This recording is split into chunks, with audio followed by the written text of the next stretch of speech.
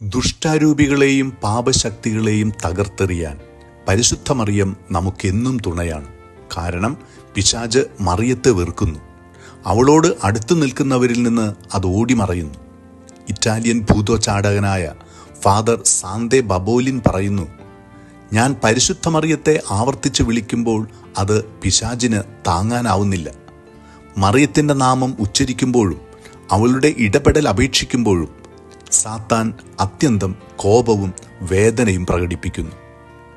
ഒരു ഭൂതോച്ചാടനത്തിനിടെ സാത്താൻ ഇപ്രകാരം വിളിച്ചു പറഞ്ഞതായും അദ്ദേഹം പറയുന്നുണ്ട്, എനിക്ക് മറിയത്തെ ഇനി സഹിക്കാനാവില്ല, അവളെ ആവർത്തിച്ചു വിളിക്കുന്ന നിന്നെയും സഹിക്കാനാവില്ല. അദ്ദേഹം തുടർന്നു പറയുന്നു, ലൂർദ്, ഫാത്തിമ, ഗ്വാദലൂപ്പ് പോലുള്ള മറിയത്തിൻ്റെ പ്രത്യക്ഷീകരണങ്ങളെ പറഞ്ഞു പ്രാർത്ഥിക്കുമ്പോൾ സാത്താൻ ഏറ്റവും കൂടുതൽ വിറകൊള്ളുന്നു.